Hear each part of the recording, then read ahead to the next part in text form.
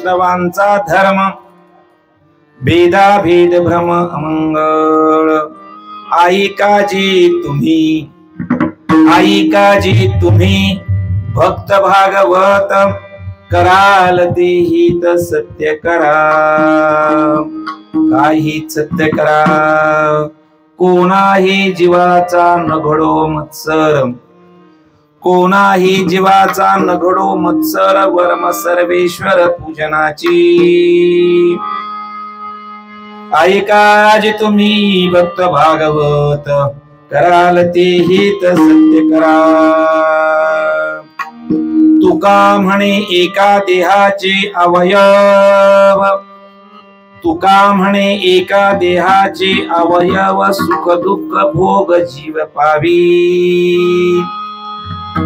ऐकाजी तुम्ही भक्त भागवत कराल ते हित सत्य करा पांडुरंगा करू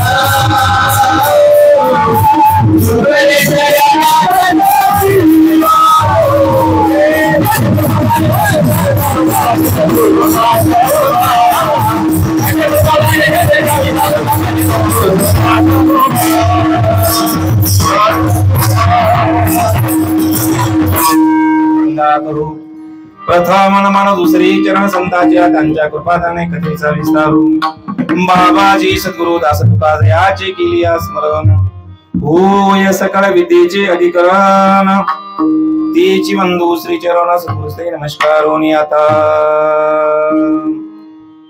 समचरण सरोजम सांद्र नीलांबुदाभम जगन्नीत पानी मंडनम मंडनाम तरुण तुलसी माला कंदरम कंजनेत्रम सदय धवलहासम विठ्ठलम चिंतयामि अलंकापुरी रम्य सिंहासनस्थम पदाम्बुज तेजस्पृति प्रदेशम विधीन्द्रादिदेवैः सदा स्तूयमानम समाधिस्थमूर्तिं भजे ज्ञानदेवं नमो सद्गुरु तुकया ज्ञानदीपा नमो सद्गुरु सच्चिदानंद रूपा नमो सद्गुरु भक्त कल्याण मूर्ति नमो सद्गुरु भास्कर पूर्णकीर्ती विष्णुमाय जग वैष्णवांचा धर्म भेदाभेद भ्रम मंगळ ऐकाजी तुम्ही भक्त भागवत कराल ते हित सत्य करा।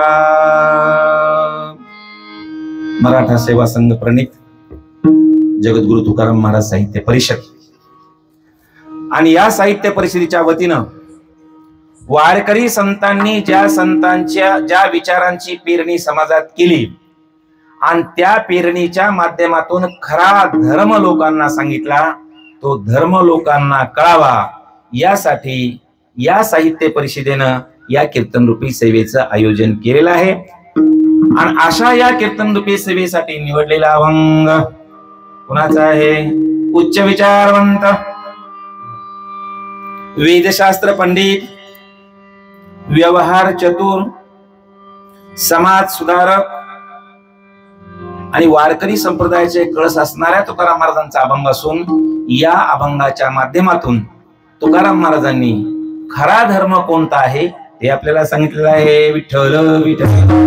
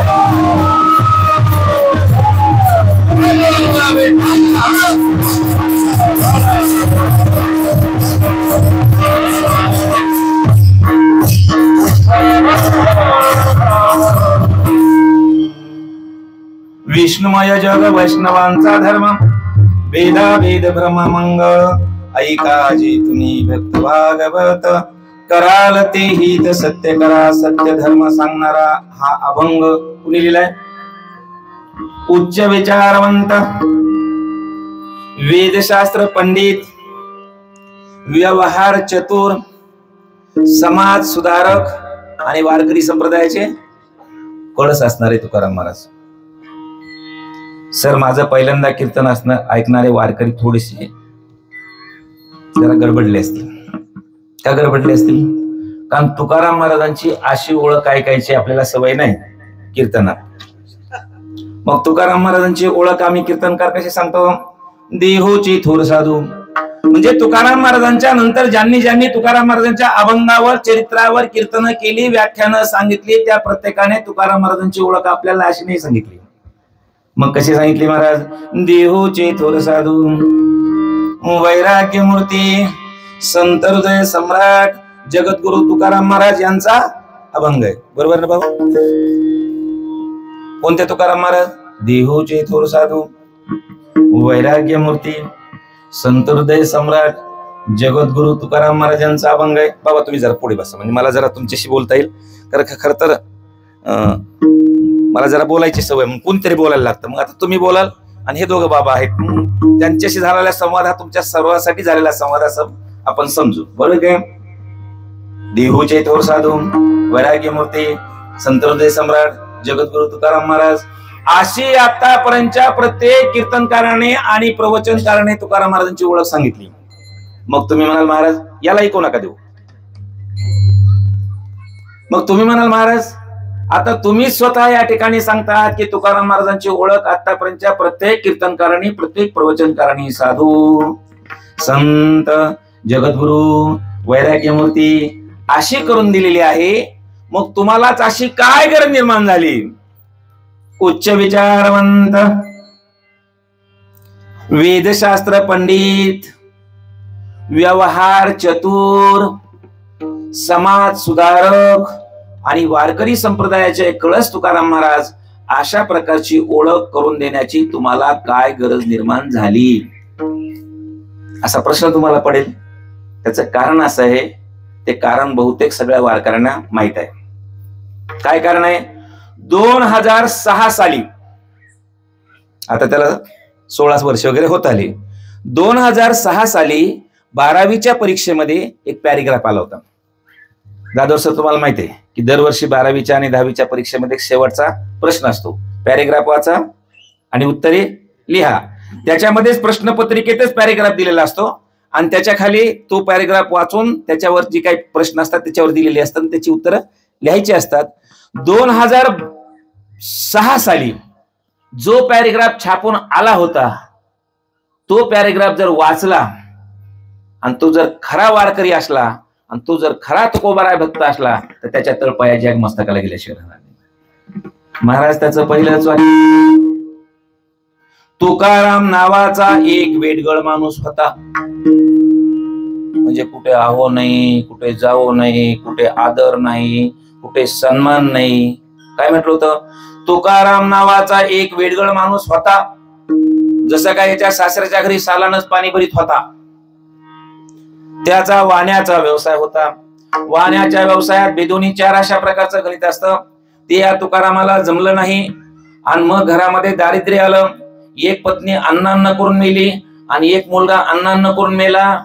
आणि पुढचं वाक्य होतं, पत्नी आणि मुलाच्या झालेल्या अतीव दुःखाने हा तुकाराम गावातल्या मंदिरात जाऊ लागला. कधी? बायको मेल्यास. आता तुम्ही बसलेले सगळे मंडळी तुकाराम महाराजांचं काहीतरी चरित्र वाचलेले आहेत. खरं सांगा बरं, तुकाराम महाराज मंदिरामध्ये भजन करायला जाऊ लागले, बायको मेली मग, लेकरू मेलं मग. अहो, तुकाराम महाराजांच्या घरामधली भक्तीच मुळात तुकाराम महाराजांनी सुरू केलेली नव्हती. मग त्यांच्या अगोदर 7 पिढ्या तुकाराम महाराजांच्या घरामध्ये भक्ती होती आणि ती सुद्धा भक्ती आपल्यासारखी नव्हती. आपली भक्ती लई भारी असते. पहिल्याच वारीला जायचं. पहिल्या वारीला गेलं की 7 रुपयाच्या साखर फुटाने, 12 रुपयाचा नारळ, 25 रुपयाचा हार, सगळं मिळून 51 रुपयाचं साहित्य घ्यायचं आणि 51 रुपयाच्या साहित्यात देवाकडे एवढा मोठा अर्ज करायचा. काय अर्ज करायचा? देवा मला खुशाल ठेव, माझ्या बायकोला खुशाल ठेव. किती रुपयात? सगळ्या लेकरा बाळाला खुशाल ठेव. आणि आता अनेक एक मागणी जरा गेल्या वर्षीपासून वाढली. काय? जावयाला पोलिसात भरती होती. मला सांगा, तुमचे पैसे घेऊन जावयाला भरती करायला देव का पुढारे का? विठ्ठल विठ्ठल.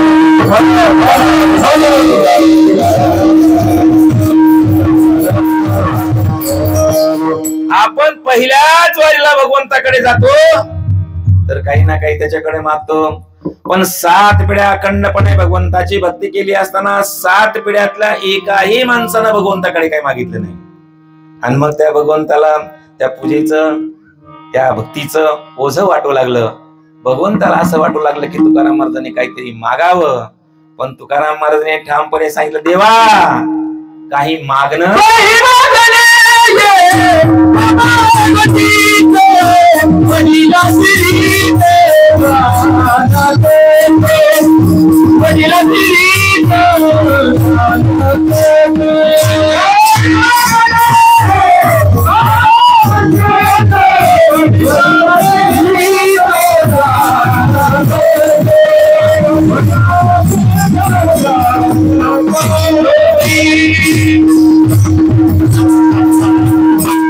काही मागणे हे आम्हा अनुचित, वडिलांची रीत जाणतो सो वडिलांची रीत. काही मागणं देवांची रीत नाही म्हणून मी काही मागणार नाही, असं निरपेक्ष भक्ती करणारे तुकाराम महाराज.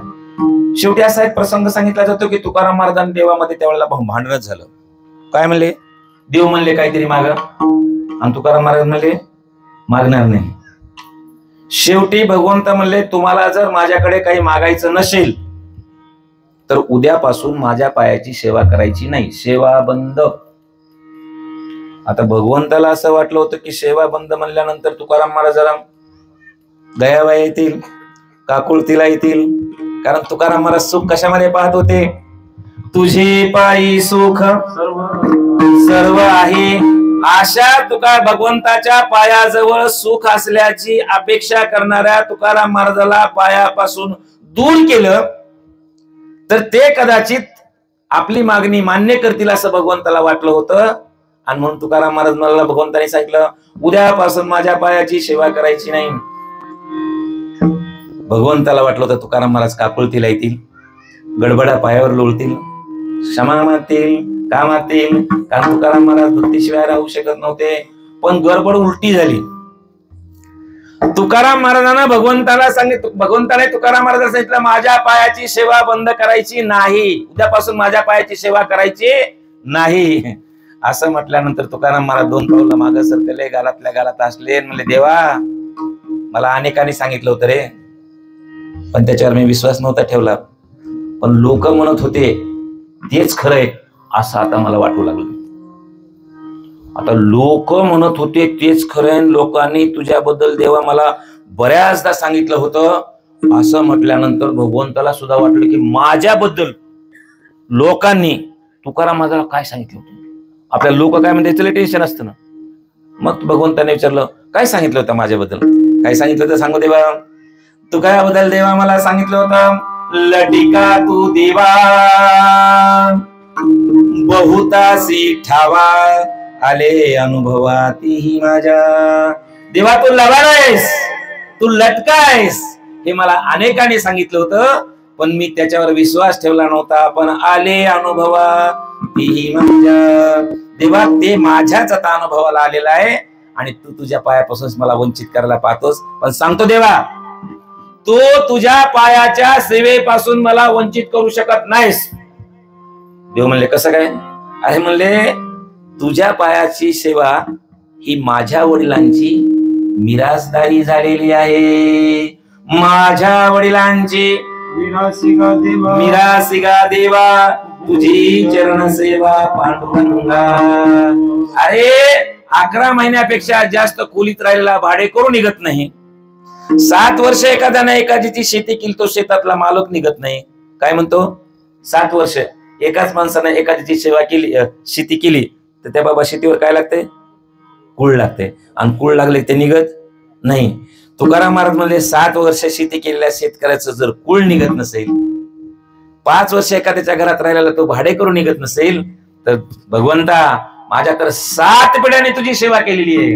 आणि 7 पिढ्यांनी तुझी सेवा केली असल्यामुळं तुझ्या पायाची सेवा ही माझ्या वडिलांची मिरासदारी झालेली आहे.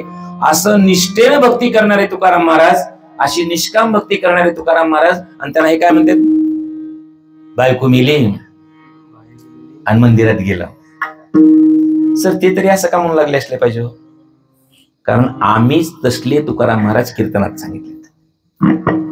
आम्ही काय सांगतो तुकाराम महाराजांच्या चरित्र कीर्तनामध्ये, की तुकाराम महाराज भंडारा डोंगरावर भजन करत बसले होते.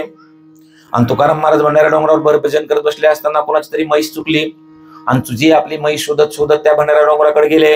आणि भंडारा डोंगराकडे म्हैस शोधत शोधत गेले असताना त्यांनी तुकाराम महाराज विचारलं, महाराज माझी म्हैस कुठे सापडेल.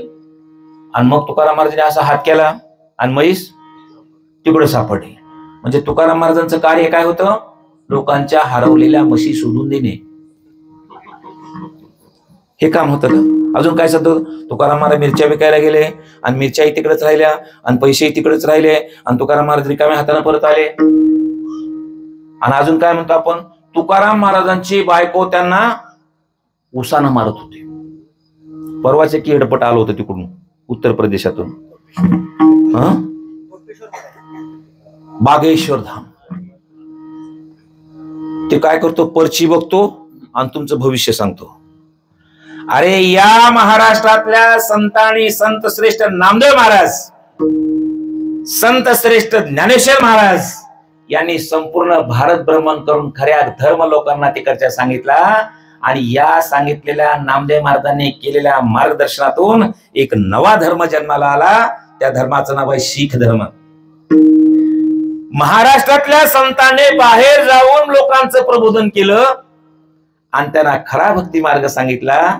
आणि आता आम्ही त्या उत्तर प्रदेशामध्ये जिथे आमचे संत उत्तर भारतात गेले होते, तिकडच्या येडपट आम्ही आमच्या अंगावर घ्यायलो. ते बागेश्वर काय म्हणलं, तुकाराम महाराज की लुगाई उन्हें डंडे से पीटती थी. ते अजून एक आलं होतं, ते तर आपल्या पोरायला फारच चांगलं सांगत होतं. काय सांगत होतं? पोरायला अभ्यास करायला काय सांगू नका. मग एक बेलाचं पान घ्या आणि त्या बेलाच्या पानाचे ते 3 पानं असतात, त्या 3 पानाच्या मधल्या पानाला वरून मध लावा, खालून मध लावा आणि पुढे काय करा? महादेवाच्या पिंडीवर ठेवा. पोराला अभ्यास करायची गरज नाही. म्हणजे तुमच्या पोरानं बिना अभ्यास करता राहावं आणि त्यांची चाकरी करावी, याच्यासाठी हे कारस्थान आहेत. आमच्या नामदेव महाराजांनी वगैरे तिकडे जाऊन त्या ठिकाणी केलं आणि म्हणून आम्हीच कीर्तनामध्ये तुकाराम महाराजांचं असं चरित्र सांगितलं आणि मग अशा प्रकारचे पॅरेग्राफ येऊ लागले. मग अशा प्रकारचं ते भविष्य पर्ची पाहणार, पर्ची म्हणजे भविष्य सांगते ते. आणि आमचे तुकाराम महाराज तर सांगतात की भविष्य बघणारे आहेत ना, ते आम्हाला आवडत नाहीत. नुसतं आवडत नाहीत म्हणले, ते आम्हाला बघायला सुद्धा आवडत नाहीत म्हणले. काय म्हणले तुकाराम महाराज? सांगो जाणती शकून भूत भविष्य वर्तमान, त्यांचा आम्हासी कंटाळा पाहून आवडती डोळा. असले भविष्य सांगणार आहेत ना, त्यांचा आम्हाला कंटाळा आहे. किती कंटाळा आहे? पाहून आवडती डोळा. हे आम्हाला बघायला सुद्धा आवडत नाहीत, असं सांगणारी आमची भक्ती परंपरा, असे सांगणारे तुकाराम महाराज. आणि त्यांना हे काय म्हणतात? त्यांनी भजन कधी कधी म्हणतात, बायको मेली आणि मग भजनाला गेलं, मग कीर्तनाला गेलं. आणि म्हणून सर, ज्या वेळेला हा वाद झाला त्यावेळेला घरामध्ये अगोदरच वारकरी परंपरा होती, अनेक अभंग पाठ होते, पण पुन्हा तुकाराम महाराजांची गाथा काढली. पत्रकार असल्यामुळे घरी यायला कधी 11 वाजायचे, कधी 12 वाजायचे, कधी 1 वाजायचा. पण तिकडून आल्यानंतर आंघोळ करायची, गाथा काढायची आणि त्या दिवशी जेवढे श्रम झाले असतील त्याप्रमाणे कधी 5 अभंग, कधी 7 अभंग, कधी 2 अभंग, कधी 1च अभंग वाचायचा आणि नीट समजून घ्यायचा. 7 महिन्यात गाथ्याचं पूर्ण वाचन झालं. पारायण नाही, पारायणाचं बरं असतंय. ज्ञानेश्वरी पारायणाला बसत असताल ना तुमच्यापैकी कोणतरी? ज्ञानेश्वरी पारायणाला व्यासपीठ चालक पुढे बसलेला असतो आणि मग खाली वाचक बसलेले असतात आणि मग व्यासपीठ चालक पुढे वाचायले असतात, मागे वाचायलेले असतात. वाचता वाचता मुंगी चावते, इकडे बघतय, तिकडून कोणते डवचित आहे, मध्येच मोबाईल येत आहे, इकडे तिकडे बघतय आणि मग वाचक व्यासपीठ चालक असतो 9व्या श्लोकावर आणि हे असते 5व्या श्लोकावरच असं करते, ते वेगळं आपलं वेगळं. आणि मग शेजाराला विचारतं कुठं चालले, याला काय म्हणायचं? पारायण. तसं पारायण नाही केलं, पूर्ण गाथ्याचा अभ्यास केला आणि अभ्यास केल्यानंतर तुकाराम महाराजांचे हे 5 गुण मला भेटले. कोणते? उच्च विचारवंत, वेदशास्त्र पंडित, व्यवहार चतुर, समाज सुधारक आणि वारकरी संप्रदायाचे कळस असणारे तुकाराम महाराज, हे 4 गुण भेटले. आणि त्यावेळेला ठरवलं की ज्या वेळेला एखाद्या गावामध्ये पहिल्यांदा कीर्तन असेल त्यावेळेला तुकाराम महाराजांचे हे 4 गुण सांगायचे आणि मग अभंगावर बोलायचं. आणि तुम्हाला सांगतो, पहिले 4 गुण सांगण्यासाठी कमीत कमी 2.25 तास लागतात. उच्च विचारवंत कसे, वेदशास्त्र पंडित कसे, व्यवहार चतुर कसे आणि समाज सुधारक कसे, हे 4 गुण सांगायला जाधव सर 2.25 तास लागतात. आणि तुकाराम महाराज वारकरी संप्रदायाचे कळस कसे, आणि ज्ञानेश्वर महाराज वारकरी संप्रदायाचे पाया कसे, आणि नामदेव महाराज वारकरी संप्रदायाचे आर्किटेक्चर कसे. नामदेव महाराज हे वारकरी संप्रदायाचे आर्किटेक्चर आहेत, इंजिनियर आहेत, ते कसे हे सांगायला 2.25 तास लागतात. म्हणजे किती झाले? 2.25 आणि 2 4.25 तास. आणि अभंग 4 चरणाचा एका चरणाला 1 तास तर द्यावा लागेल का नाही? म्हणजे आपल्याला किती कीर्तन किती वेळ करायचे? फक्त 8.25 तास आपल्याला कीर्तन करायचे. माग बसलेले माणसं म्हणले, म्हणून तर आम्हाला वाटलं होतं ना पुढे बसलं तर आपलं अडकून पडेल मागची माग. पण तुम्ही टेन्शन घेऊ नका, मी बरोबर कीर्तन, म्हणजे तुम्हाला टाळकऱ्यांना सुद्धा कळावं म्हणून बरोबर मी 10:30 वाजता सांगणार आहे. आणि दुसरा एक ऑप्शन तुम्हाला विचारणार आहे, त्या ऑप्शन प्रमाणे मी जाणार आहे. अभंग तुकाराम महाराजांचा घेतलेला आहे, पण 4 गुण सांगणं हा माझा संकल्प आहे. पण तुमचं जर म्हणणं असेल तर अभंगावर बोलावं, तर मग हे 4 गुण सांगता येणार नाहीत. आणि 4 गुण सांगावे वाटलं तर अभंगावर बोलता येणार नाही. तर अभंगावर बोलू की तुकाराम महाराजांचे हे पहिले 4 गुण सांगू? जाधव साहेब तुम्ही आदेश द्या. 4 गुण. उद्या बारुळकर महाराज आहेत आणि बारुळकर महाराज ह्या अभंगावर चांगलं बोलतात. एखाद्या कीर्तनकार कीर्तन करत असताना त्याला काही अडचण आली आणि दुसऱ्या महाराजाला जर कीर्तन किंवा एखादा महाराज उशिरा येतो, मग दुसऱ्याला उभं करावं लागतं आणि त्याला उभं केल्यानंतर मग त्या अगोदरच्या महाराजांना जो अभंग घेतलेला असेल तोच अभंग मूळ महाराजाला घ्यावा लागतो. तसं बारोळकर महाराज या अभंगावर चांगलं बोलतात. तुम्ही महाराजांनी सांगा की शक्य असेल तर महाराजांनी हा अभंग घेऊन वारकऱ्यांचा धर्म काय ते सांगावा. तर मला ते सांगण्यासाठी मी चिंतन केलं होतं, पण तुकोबाराय साहित्य परिषद असल्यामुळं मी त्याचे जे सुरुवातीला परिचय करून द्यायला लागलो त्यावेळी माझ्या लक्षात आलं की आपण तुकोबारायांचंच आज सांगितलं पाहिजे आणि म्हणून जरा थोडंसं विस्ताराने याच्यावर आलो. महाराज तुम्ही म्हणाला 10:30 वाजता संपवायचे आणि 2-2 तास तुम्ही याला लागताय असं म्हणतात, तर आता जरा गडबड करून तुम्ही लवकरात लवकर 10:30च्या आत पहिले 4 गुण तरी आम्हाला सांगा. मग सांगा महाराज. तुकाराम महाराज उच्च विचारवंत कसे? कारण तुकाराम महाराजाला उच्च विचारवंत म्हटल्याचा आम्हाला कोणताही अभंग त्या ठिकाणी पाहायला मिळालेला नाही आणि म्हणून तुकाराम महाराजाला तुम्ही उच्च विचारवंत कसे म्हणता? तर महाराज उच्च विचारवंत कुणाला म्हणावं याची आपल्याला आधी व्याख्या करावी लागेल. कुणाला उच्च विचारवंत म्हणावं? की ज्याच्या विचाराला दुसरे विचारवंत वंदन करतात आणि ज्यांच्या विचारातून समाजाला जगण्याची चांगली प्रेरणा मिळते त्यांना विचारवंत उच्च विचारवंत म्हणावं. तर महाराज तुम्हीच व्याख्या केलेली आहे की ज्यांच्या विचाराला दुसरे विचारवंत वंदन करतात त्यांच्या विचाराला त्यांना उच्च विचारवंत म्हणावं. तर मग आम्हाला सांगा की तुकाराम महाराजांच्या विचाराला कोणत्या विचारवंतांनी वंदन केलं असा एखादा आम्हाला विचारवंत सांगा. अनेक विचारवंत सांगता येतील, अनेक विचारवंत सांगता येतील, पण तुम्हाला जो मी विचारवंत सांगणार आहे तो आपल्या देशातला नाही. तुम्ही म्हणाल मग महाराज आपल्या देशातल्या कोणत्याच विचारवंताने तुकाराम महाराजच्या साहित्याला तुकाराम महाराजच्या चरित्राला त्या ठिकाणी वंदन केलेलं नाही का? किंवा त्या विचारवंताचं अनुसरण केलेलं नाही का? त्या विचाराचा प्रसार केलेला नाही का? आपल्या देशात एक विचारवंत नाही का? आपल्या देशात अनेक विचारवंत आहेत, पण तुम्हाला मुद्दाम मी परदेशी विचारवंत सांगणार आहे. का मग परदेशी सांगणार आहे? कारण आपल्याला आवड आहे ती कशाची आहे?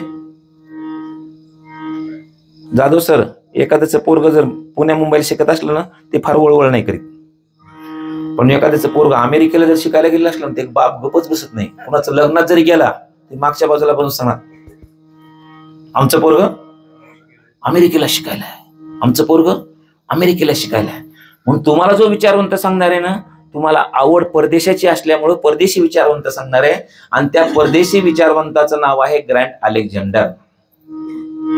कोण आहेत हे ग्रँट अलेक्झांडर? ग्रँट अलेक्झांडर हे मुंबई विद्यापीठाचे पहिले कुलगुरू आणि ग्रँट अलेक्झांडर हे इंग्रज विचारवंत, इंग्रज साहित्यिक आणि त्यांनी तुकाराम महाराजांचा गाथा सरकारी खर्चानं प्रसिद्ध करून कमीत कमी किमतीत लोकांना उपलब्ध करून दिला. जे तुकाराम महाराजांच्या विचाराचा इतका त्यांच्यावर प्रभाव झाला, इतकं त्याचा प्रभाव झाला की त्यांनी तुकाराम महाराजांची गाथा इंग्रज सरकारच्या पैशानं प्रसिद्ध करून कमी किमतीत आपल्याला उपलब्ध करून दिली. महाराज कशी काय दिली हो? आता मला सांग, इंग्रज आपल्या देशात कसे आले? काय म्हणाले मुलांनो शाळेत जाताना? इंग्रज आपल्या देशात काय म्हणाले? महाराज म्हणून आले नाही, कीर्तनकार म्हणून नाही, मग आमदार म्हणून काय म्हणाले? व्यापारी म्हणून आले. इथल्या संस्कृतचा अभ्यास केला, इथल्या मातीचा अभ्यास केला, इथल्या ग्रंथाचा अभ्यास केला आणि जे जे इथलं चांगलं होतं ते इंग्रजांनी घेतलं आणि त्यांच्याही काही गोष्टी आपल्याला ठेवल्या. इंग्रजांनी आपल्यासाठी ठेवलेल्या 2 गोष्टी जे आपल्याकडे लय प्रसिद्ध झाल्या. कोणत्या? Happy birthday to you.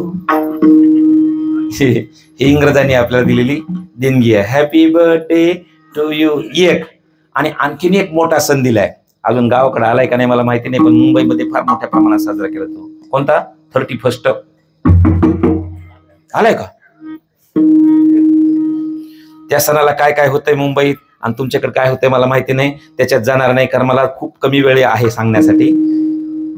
इंग्रज आपल्या देशामध्ये आले, व्यापारी म्हणून आले, इथल्या संस्कृतचा अभ्यास केला, इथल्या मातीचा अभ्यास केला, इथल्या ग्रंथाचा अभ्यास केला आणि याची जबाबदारी एका अधिकाऱ्याने घेतली होती. शिक्षण तज्ञ असणारे अलेक्झांडर इथल्या वेगवेगळ्या साहित्यिकांचं, विचारवंतांचं, महापुरुषांचं साहित्य वाचत होते आणि हे एक साहित्य वाचत असताना जर आमच्या कर्नाटकामधल्या बसवेश्वरांचं एखादं कानडी मधलं वचन वाचायचं असेल तर ज्याला इंग्रजी येतं आणि ज्याला कानडी येतं महाराज त्याला बोलवायचं, त्याला कानडीमध्ये वचन वाचायला लावायचं आणि ते इंग्रजीमध्ये समजून घ्यायचं.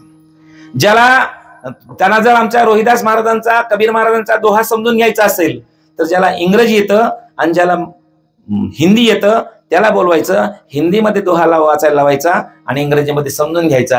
आणि समजून घेत असताना वेगवेगळ्या संतांचं महापुरुषांचं साहित्य समजून घेत असताना त्यांच्या वाचनामध्ये तुकाराम महाराजांची गाथा आली आणि तुकाराम महाराजांच्या गाथ्यामधला एक एक एक एक अभंग अलेक्झांडर वाचू लागले. आणि ते अभंग वाचत असताना त्यांच्या वाचनामध्ये एक अभंग आला की ज्या अभंगाच्या माध्यमातून तुकाराम महाराज सांगत होते की श्यामसुंदर महाराज किती धावत पळत मुंबईवरून आले आणि कितीही त्यांनी चांगलं कीर्तन केलं तरी त्यांना संत म्हणता येत नाही. काय म्हणले तुकाराम महाराज, नवती ते संत करिता कीर्तन सांगता पुराण नवती संत. कीर्तन सांगणारा संत नाही, पुराण सांगणारा संत नाही. मग तुकाराम महाराजाला विचारलं, महाराज भगवे कपडे घालतात त्याला तरी संत म्हणता येईल ना? तुकाराम महाराज म्हणले, भगवे कपडे घातलेला संत नाही असं नाही, पण कुणीतरी भगवे कपडे घातले आणि मला संत म्हणायला लागला तर केवळ भगवे कपडे घातलेत म्हणून. जर एखाद्याला संत म्हणायचं असेल तर तुकाराम महाराज म्हणले गावातल्या सगळ्या कुत्र्यांना संत म्हणावं लागेल का? आणि कुत्र्याचा रंग कसा असतो? भगवे तरी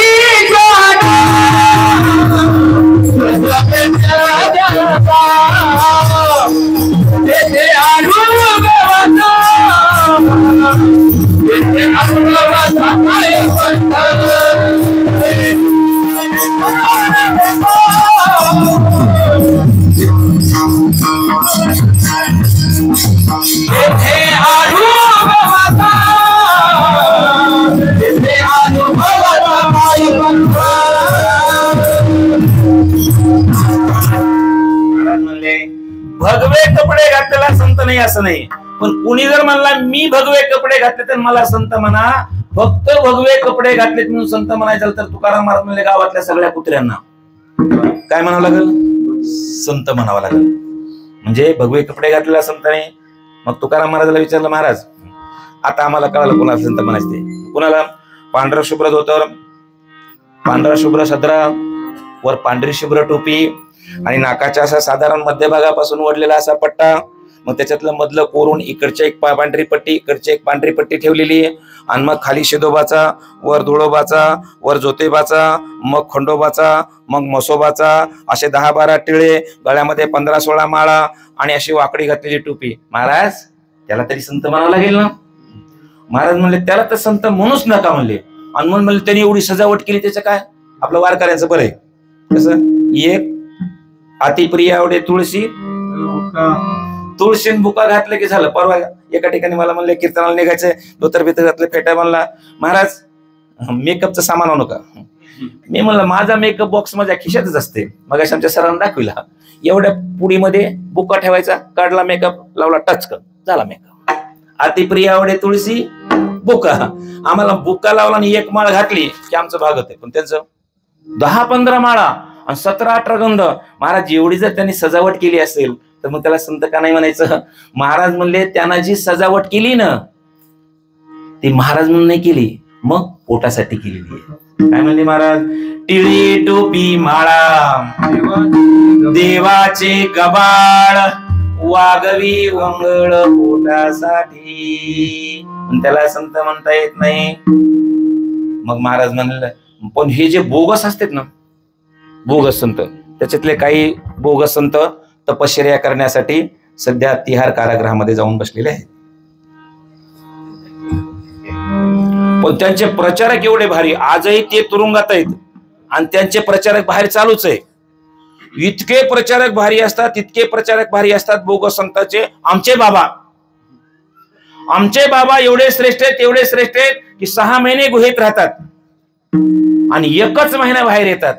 आणि ज्यांचं भाग्य थोर आहे त्यांना दर्शन मिळतं. कोणाला दर्शन मिळतं? ज्यांचं भाग्य थोर आहे त्यांना दर्शन मिळतं. मग आपल्याला लय जोर असतो कशाचा थोर व्हायचा म्हणतो, ते आमच्या दर्शनास तेवढं बघा ना, आमच्या दर्शनास तेवढं बघा ना, तुमची बाबाची ओळख. तुमचं भाग्य ज्या वेळेला उजळेल त्यावेळेला बाबाचं दर्शन होईल. आणि रोज मग बाबाची एक कथा सांगतो, असं झालं बाबांचं, तसं झालं बाबांचं, बाबांनी हे चमत्कार केला की आपण अजून त्याच्यामध्ये जातो. आणि एकदा पक्के आपण त्याच्या कह्यात अडकलोय असं कळलं की मग ते हळूच म्हणते, आता काय बाबा, बाबा बी माझ्या जवळचे, तुम्ही बी माझ्या जवळचे, तुम्ही बी लय मागा लागलात. तसे ते बाबा कोणाला दर्शन देत नाहीत, पण मी तुमच्यासाठी काहीतरी करतो, मी तुमच्यासाठी काहीतरी करतो, पण तुम्ही बाबाच्या मठासाठी काहीतरी करा. मी तुमच्यासाठी काहीतरी करतो, तुम्ही बाबाच्या मठासाठी काहीतरी करा. एक 4-1 लाखाची सोय करा, मी दर्शनाची सोय करतो. ते होतं जरा बरं श्रीमंत वगैरे, त्यानं 4 लाख रुपये गोळा केले, दर्शनाची तयारी केली. पण दर्शनाला जाण्याच्या अगोदर त्यानं मला जरा तुकाराम महाराजाला विचारू. आणि मग तुकाराम महाराजाकडे गेले. म्हणजे महाराज, आपल्या गावात जे काही ते संत आलेत ना, जे खालून मध लावायला सांगतात, वरून मध लावायला सांगतात, ते संत त्यांच्या दर्शनाला चाललोय आणि मला दर्शन द्यायला ते तयार झालेत. फक्त ते म्हणतायत 4 लाख रुपये द्या, तर 4 लाख रुपये देऊन मी त्यांचं दर्शन घेऊ का? तुकाराम महाराज म्हणले, बाबा 4 लाख रुपये देऊन त्याचं दर्शन घेणे एवढं त्याचं मोठे पण काय आहे? तर ते म्हणले, ते 6 महिने गुहेत राहते. तुकाराम महाराज हसले आणि म्हणले, अरे 4 महिने गुहे, 6 महिने गुहेत राहत आहे म्हणून त्याचं दर्शन घेण्यापेक्षा उंदराचं घेणं, ते 12 महिने बिळातच राहते. काय म्हणले तुकाराम महाराज? कोरोनिया भूमी मध्ये करे वास. अरे जमीन कोरून मध्ये कोणी राहत असेल तर म्हणून त्याला संत म्हणता येत नाही. मग तुकाराम महाराजाला विचारलं, महाराज तुम्ही भगवे कपडे घातलेला संत म्हणत नाही, तुम्ही श्यामसुंदर महाराजाला संत म्हणत नाही कीर्तन करत असताना, तुम्ही पुराण सांगणाऱ्याला संत म्हणत नाही, तुम्ही गुहेत राहिलेला संत म्हणत नाही, मग या जगात संत नाहीच का? या जगात साधुत्व नाहीच का? आणि मग ती तुकाराम महाराजांनी केलेली साधुत्वाची आणि संतत्वाची व्याख्या की जी आपल्या सर्वांच्या जिभेवर आहे. तुकाराम महाराज म्हणतात, होय संत आहे, होय साधुत्व आहे, पण त्याच्याकडे आहे जो रंजल्या गांजल्यांची सेवा करतो. जे का रंजले गांजले त्यासी म्हणे जो आपुले, तोची साधू ओळखावा देव तिथेची जाणावा. तुकाराम महाराज सांगतात की जो रंजल्या गांजल्यांची सेवा करतो तो साधू. हे कोण वाचत होतं? अलेक्झांडर. अलेक्झांडरने हा अभंग वाचला आणि काय एक अभंग आहे. दया करणे जे पुत्रासी तेची दासा आणि दासी. हे सगळं वाचलं त्याला वाटलं खऱ्या अर्थाने गोरगरिबांची सेवा करण्याचा मंत्र देणारा जगामधला एकमेव विचारवंत संत आहे. म्हणून 1868 साली 24,000 रुपये खर्च करून अलेक्झांडरने तुकाराम महाराजांची गाथा प्रसिद्ध केली आणि घराघरामध्ये लोकांना कमी किमतीत उपलब्ध करून द्यावं अशा प्रकारचा उपक्रम सुरू केला. आजही आपलं सरकार तुकाराम महाराजांची गाथा सरकारी खर्चानं प्रसिद्ध करतं आणि बाजारभावापेक्षा कमी किमतीने ते उपलब्ध करून देतं. पण ही परंपरा आपल्या सरकारनं सुरू केलेली नाही. कोणी सुरू केली? अलेक्झांडरने सुरू केली. ज्या अर्थी इंग्रज विचारवंत अलेक्झांडर तुकाराम महाराजांच्या साहित्याला वंदन करतात, त्याचा प्रचार करण्यासाठी प्रयत्न करतात, तर माझे तुकाराम महाराज किती विचारवंत असतील. आपल्या देशातले अनेक सांगता येतील. आमच्या अलीकडचे सांगा सदानंद मोरे साहेब आहेत, सध्या त्याच्यामध्ये नेमाडे सर आहेत, दीपू चित्रे सर आहेत. याने विपुल अशा प्रकारचं चिंतन अनेक सब लोकांनी केलेलं आहे. म्हणून या तुकाराम महाराजांच्या विचाराला अनेक विचारवंतांनी वंदन करून त्याचा प्रचार करण्याचा प्रयत्न केलेला आहे. म्हणून उच्च विचारवंत तुकाराम महाराज, आम्हाला उच्च विचारवंत तुकाराम महाराज पटले, कारण तुम्ही एवढं सगळं समजून सांगितलेलं आहे. पण ते तुम्ही समाज सुधारक तुकाराम महाराज म्हणतात ते काय मला पटत नाही. का पटत नाही? कारण तुकाराम महाराजाला समाज सुधारक अशा प्रकारचा कुणी बिरुदावली लावलेली आम्हाला काही अजून पाहायला मिळाली नाही. आणि तुम्ही जर तुकाराम महाराजाला समाज सुधारक म्हणत असाल तर त्याचा सुद्धा तुम्हाला पुरावा द्यावा लागेल. आणि आपल्या सर्वांना मगाशी सांगितलं, मी काही नुसता कीर्तन करणे, आधी पत्रकार आहे आणि मग कीर्तनकार आहे. आणि महाराज त्याच्यामधले सुद्धा मी 20 वर्ष क्राईम रिपोर्टिंग केलेली आहे. आमचे पत्रकार साहेब आहेत, 20 वर्ष क्राईम रिपोर्टिंग केली आहे. आता क्राईम रिपोर्टिंग मध्ये कसल्या बातम्या असतात तुम्ही पाहिलं असेल ना, क्राईम पेट्रोल, क्राईम अमक, क्राईम तमक. तशी क्राईम डायरी नावाची मालिका मी लिहित होतो. त्या क्राईम डायरी नावाच्या मालिकेचे 1753 भाग मी एकट्याने लिहिलेले. पण 1753 भाग लिहिलेले असताना माझ्या एकाही बातमीवर खुलासा आला नाही. सर डिफॉर्मेशनची केस झाली नाही. का झाली नाही? आधी पुरावा हातात ठेवतो आणि मग बातमी लिहितो. आणि तोच नियम मी कीर्तनात आणि व्याख्यानात पाळलेला आहे. महाराज तुम्ही तुमची ओळख अजून त्या मानपत्रापेक्षा पुढे करून दिली, ठीक आहे, पण तुकाराम महाराजाला समाज सुधारक म्हणतात, म्हणावं याचा पुरावा काय? तुकाराम महाराज समाजसुधारक होते याचा पुरावा काय? तर महाराज मग आपण पुन्हा समाजसुधारकाची व्याख्या करावं लागेल. काय करावं लागेल? मग सुधारक कोणाला म्हणावं? बरं, सुधारणा कुठल्या गोष्टीत करतात? शोरूम मधून गाडी आणतात आणि लगेच मेकॅनिकडे नेतात. का? हिला सुधारा. गरज आहे का? मग कुणाला न्यावं लागतं गाडीला? जी बिघडते तिला सुधारावं लागतं. मग समाजामध्ये असं काय बिघडलेलं होतं की ते सुधारण्यासाठी तुकाराम महाराजांनी प्रयत्न केले आणि म्हणून तुकाराम महाराजाला तुम्ही समाज सुधारक म्हणता? महाराज त्या काळातही बिघडलं होतं आणि एवढे प्रयत्न करून मागाशी आमच्या पत्रकार साहेबांनी मला प्रश्न विचारला की एवढे सगळे तुकाराम महाराजांनी प्रयत्न केले, ज्ञानेश्वर महाराजांनी प्रयत्न केले, नामदेव महाराजांनी प्रयत्न केले आणि तो विचार घेऊन जगद्गुरु तुकाराम महाराज साहित्य परिषद काम करते, मराठा सेवा संघ परिषद प्रयत्न करताय, तुमच्यासारखे काही महाराज मंडळी याच्यासाठी प्रयत्न करतात, तरी सुद्धा समाजामध्ये बदल का होत नाही? अजूनही समाजामध्ये बदल होत नाही. अजूनही आमच्या माता भगिनी एवढे उपास करतात. सोमवारी कोणाचा? महादेवाचा. मंगळवारी अंबाबाई. बुधवार बरा सोडला येतो आपला विठ्ठला, त्याच्या मागे कोणी लागत नाही जास्त. गुरुवार दत्तात्रय महाराज. शुक्रवार बालाजीचा. पुन्हा ते मध्ये मध्ये जरा संतोषी माता उतू आल्या होत्या, ते जरा बसले, त्याच्या बदल्यामध्ये दुसरा गुरुवार खरं तर दत्तात्रय महाराजाचा आहे. ते दत्तात्रय महाराजाचा गुरुवारावर आता अतिक्रमण केले. कोणी? वैभव लक्ष्मी. तुमच्याकडे करतात नाही वैभव लक्ष्मी? आणि नवरात्रीचे उपास. म्हणजे हे सगळे कर्मकांड त्या ठिकाणी केले जातात आणि नवस बोलले जातात. पण तुकाराम महाराज खरं तर वारकरी संप्रदाय हा पूर्णपणे या सगळ्यामध्ये अडकलेला बाहेर काढणारा संप्रदाय आहे, कर्मकांडातून बाहेर काढणारा संप्रदाय आहे. तुकाराम महाराज सांगतात की बाबा, नवस करून कुणालाही लेकर बाळ होत नाही. नवसे कन्या पुत्र होती, तरी का करणे लागे पती. पण तरी सुद्धा नवस करतात. कुणाला लेकरू व्हायला गेले की जाणत्याकडे जातात आणि जाणता गेला की मग डोळे बोलावतो आणि लगेच मग बघतो आणि आसरा काढून. ऐका, तुमच्याकडे आसरा आहे नाही? आसरा नाही तर आसरा नाहीत का? आहेत. मग आसराचं एक वैशिष्ट्य या, दुसऱ्या देवाला जरा कसं इकडे तिकडे जमतंय, पण आसराला कसलं बी जमत नाही. तिला मेंढी लागत या. आणि कसली मेंढी लागत या? मेंढी बाबा आसराला आटकोरी मेंढी म्हणा. आटकोरी म्हणजे तिचे 4 खुर आणि तिच्या पोटात असलेल्या पिल्याचे 4 खुर. म्हणजे ज्या मेंढीच्या पोटामध्ये पिलू आहे अशी 8 खुराची मेंढी घ्यायची आणि ती आसरा पुढे न्यायची आणि तिचा सत्कार करून घरी पाठवून द्यायची. असंच करतात ना? काय करतात ना? 8 खुरी मेंढी घ्यायची, आसरा पुढे न्यायची, तिला आडवं पाडायचं आणि सुरी दाखवायची. आडवं पाडलं आणि तिला सुरी दाखवली की लगेच ती मेंढी आशीर्वाद देते. बॅ, मला तुम्ही देवासमोर कापायला तुमचा यल मांडवाला जाईल. देईल का असा आशीर्वाद? नाही देणार. पण तरी सुद्धा अशा प्रकारचं करतात. आणि म्हणून तुकाराम महाराज सांगतात, रानातल्या मसोबाला काय कंदुरी बिंदुरी करतात. म्हणून तुकाराम महाराज आमचे सांगतात, बाबांनो, अरे हे जे सेंद्री देव आहेत, हे हेंदरी देव आहेत, या देवांच्या नादाला लागू नका. सेंद्री हेंदरी दैवते, सेंद्री हेंदरी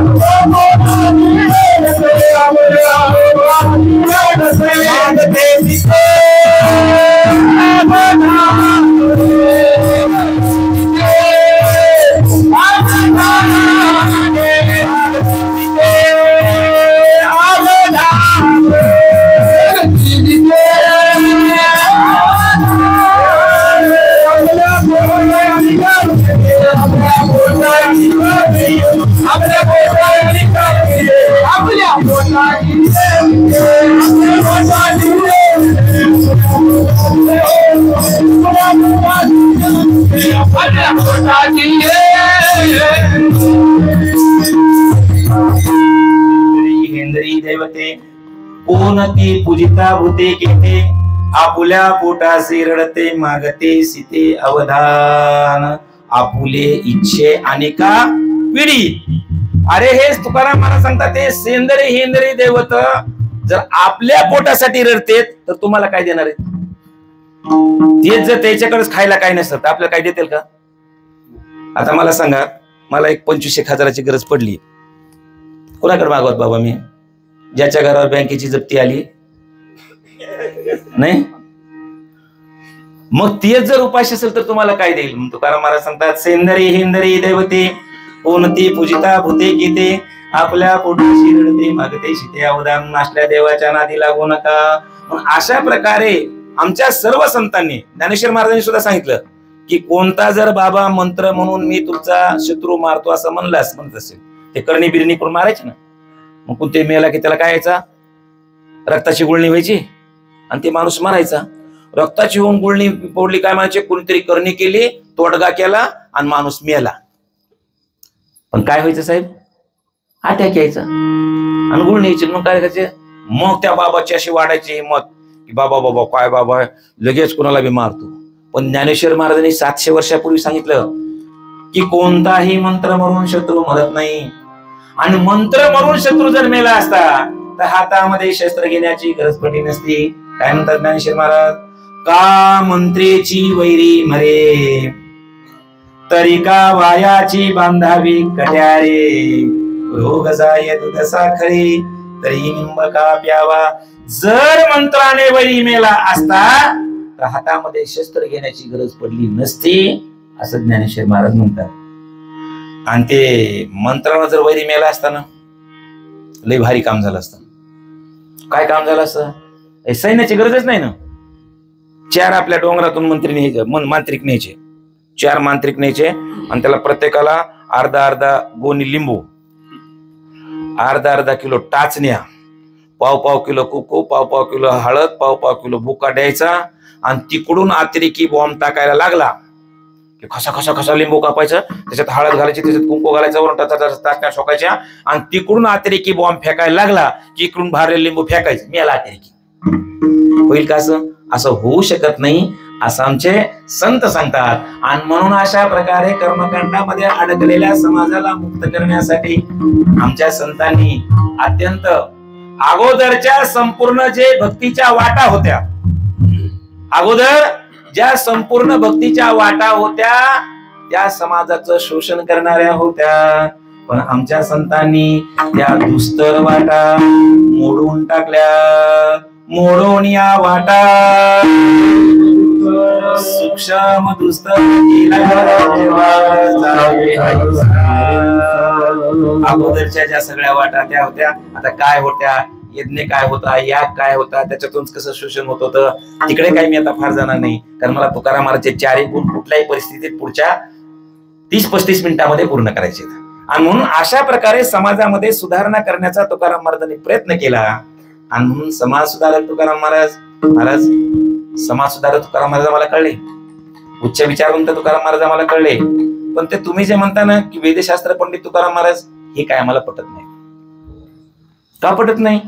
कारण तुकाराम महाराज सांगतात की मी स्वतः शूद्र आहे आणि वेदांचा नियम काय की वेद वाचण्याचा शूद्रांना अधिकार नाही. वेद हे पक्षपाती आहेत. वेद हे पक्षपाती आहेत असं मी म्हणत नाही. मग कोण म्हणतंय? तुकाराम महाराज, ज्ञानेश्वर महाराज म्हणतात. काय म्हणतात? वेद ऐश्वर्यवंत होय ठाई परी कृपणू आन नाही तो लागला कानी ती वर्णाचाची. वेद ऐश्वर्यवंत आहे पण तो कसा आहे? कृपण आहे. काय कृपणपणा करतो? तो लागला कानी ती वर्णाचाची, तो 3 वर्णाच्या कानाला लागतो आणि बाकीच्यावर अन्याय करतो. मग ज्ञानेश्वर महाराजांना विचारलं की महाराज तुम्ही 3 वर्णावर अन्याय करतो असं म्हणता, 3 वर्णाला न्याय देतो असं म्हणता आणि इतरवर अन्याय करतो म्हणता, मग कुणावर अन्याय करतो ते सांगा. मग ज्ञानेश्वर महाराज दुसऱ्या एका ओवीमध्ये म्हणतात की वेद बहु कृपण झाला तो 3 वर्गाचे कानी लागला स्त्री शूद्रासी अबोला धरिला तेने.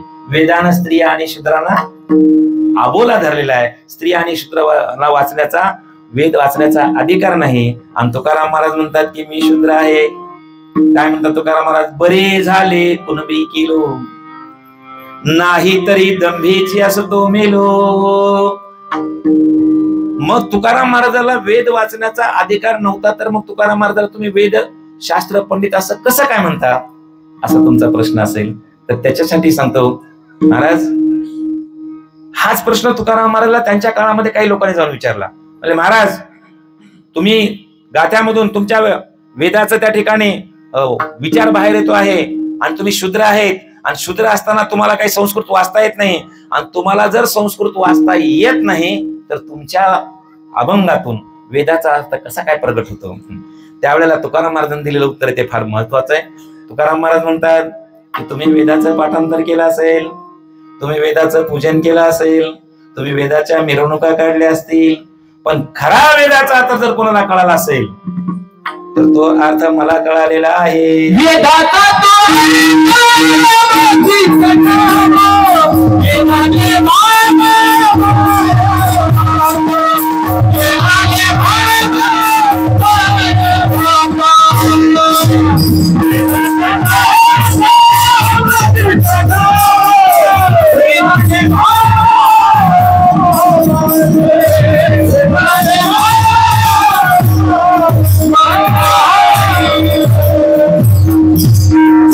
तुकाराम महाराज म्हणतात तुम्ही वेदाचं पठण केलं असेल, तुम्ही वेदाचं पारायण केलं असेल, पण वेदाचा खरा अर्थ कोणी समजून घेतला असेल तर तो मी समजून घेतलेला आहे.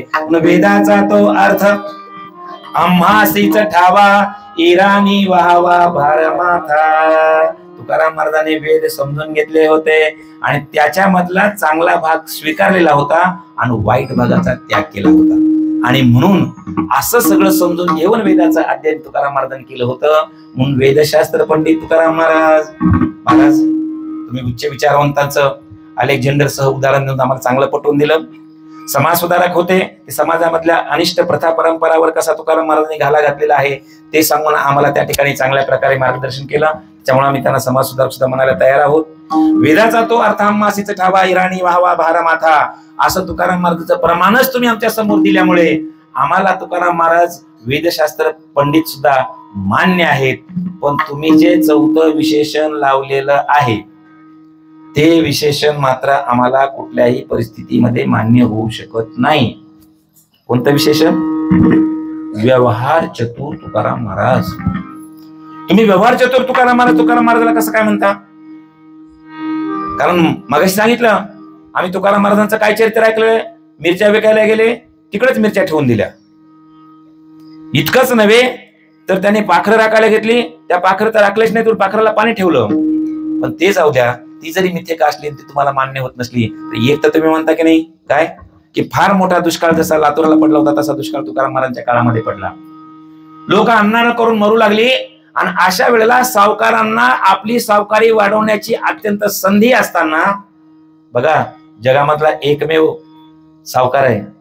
आपल्याला आता यावर्षी सोयाबीनचे भाव कमी झाले, कापसाचे भाव कमी झाले आणि शेतकरी अडचणीत आला आणि म्हणून आम्ही काय म्हणतोय जरा कर्जमाफी द्या. विरोधी पक्षामध्ये कोणत्याही पक्षाचे लोक असू जा, विरोधी पक्षात असले की लगेच म्हणतात काय शेतकऱ्यांना कर्जमाफी दिली पाहिजे. आज नागपूरला झालेल्या हिवाळी अधिवेशनामध्ये कर्जमाफीची मागणी विरोधकांनी केली. अनेक शेतकरी संघटना सरकारकडे कर्जमाफीची मागणी करतायत. पण एवढं सरकारकडे मागणी करत असताना सुद्धा शेतकऱ्याला कर्जमाफी द्यायला सरकारकडे पैसे नाहीत. का नाहीत? कारण लाडक्या बहिणी सरकारकडे भरपूर झाल्या आणि त्या लाडक्या बहिणी सुद्धा अशा तशा नाहीत. कुणाच्याही लाडक्या बहिणी नाहीत. कुणाच्या लाडक्या बहिणी?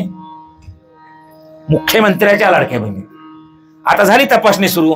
पहिल्यांदा टाकले निवडणूक होईपर्यंत कना कना कना कना पैसे. आता जरा तपासून घ्यायचं म्हणजे तुमचं तुम्हीच नाकारा येऊन म्हणजे शेतकऱ्याला द्यायला काही नाही. पण एकही शेतकऱ्याने कर्जमाफी मागितलेली नसताना शेतकऱ्यांना कर्जमाफी देणारा जगामधला कोणता महापुरुष असेल तर त्या महापुरुषाचं नाव आहे जगद्गुरु तुकाराम महाराज. महाराज तुम्ही स्वतः सांगता या ठिकाणी की तुकाराम महाराज व्यवहार चतुर होते. मग दुष्काळ हा सावकाराला आपली सावकारी वाढवण्याची चांगली संधी असताना तुकाराम महाराजांनी शेतकऱ्याचं कर्ज माफ केलं. मग त्यांना कसं तुम्ही व्यवहार चतुर म्हणता? मंडळी, तुकाराम महाराजांनी व्यवहार कळत नव्हता म्हणून शेतकऱ्यांचं कर्ज माफ नाही केलं. तुकाराम महाराज संत होते आणि संतांचं अंतकरण कसं असतं? बुडते हे जन न देखावे डोळा इतो कळवळा. आणि म्हणून तुकाराम महाराजाला हे जग बुडत असलेलं दिसलं, त्यांचा कळवळा आला म्हणून त्यांनी कर्जमाफी करून कर्जमाफीच्या वया नदीमध्ये बुडवल्या, कर्जाच्या वया नदीमध्ये बुडवल्या, लोकांना धान्याचं भांडार खुलं केलं. महाराज ठीक आहे, आम्हाला पटलं की संत दयाळू असतात, संत कृपाळू असतात, म्हणून तुकाराम महाराजांनी कर्जमाफी केली हे आम्ही समजू शकतो. पण महाराज साक्षात छत्रपती शिवाजी महाराजांनी स्वतः सोन्याचा नजराणा तुकाराम महाराजाला पाठवलेला असताना तुमच्या तुकाराम महाराजांनी राजाचा जो काही नजराणा आहे तो परत का दिला? इकडे गरिजांना कर्जमाफी केली आम्ही समजू शकतो, पण इकडे राजा आहेत कोण? शिवाजी महाराज. मग छत्रपती शिवाजी महाराजांनी पाठवलेला, राजाने पाठवलेला नजराणा तुकाराम महाराजांनी कसा काय परत केला?